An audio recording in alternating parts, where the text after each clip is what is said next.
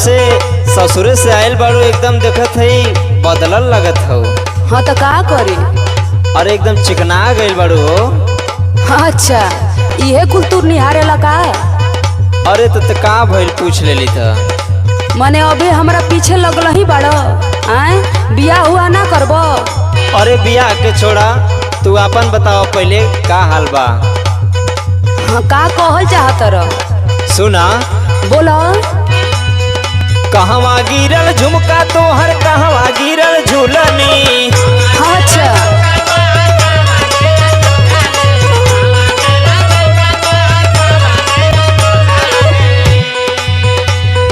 कहवा गिरल झुमका तोहर कहवा गिरल झूलनी। कवने जगह देहिया तोहर गिर गइल हो बबुनी। ये कुल का कहत रहो।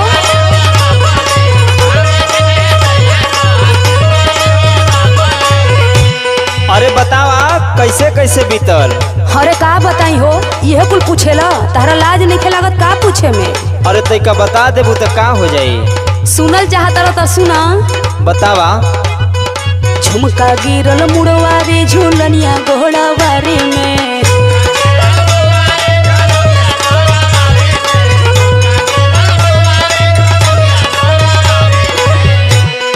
झुमका गिरल मुड़वा रे झूलनिया घोड़ावारी में। झूलनिया घोड़ावारी में सारे दहिया गिर गइले बलम के अकवारी में।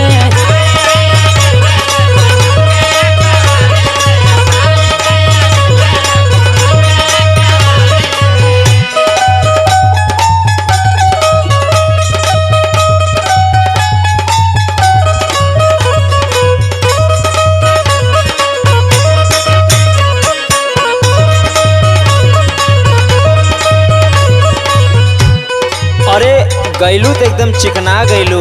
हाँ तनी बतावा और का पइलू।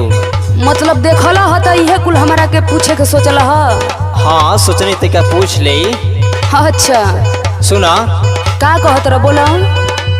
कौन निशानी पवलू मुँह के देखाई हो।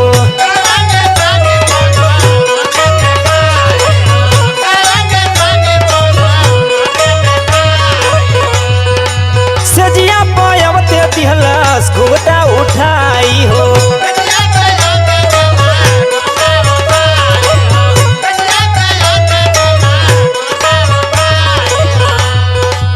कौन निशानी पवलू मुँह के देखाई हो। सजिया पायवते दिहलस घूंघटा उठाई हो। मतलब कुल हिस्टोरी पूछल। हाँ सुना। हाँ बताओ। खात बाड़ू खोआ मेवा हम खैनी चटनी। अच्छा माने तो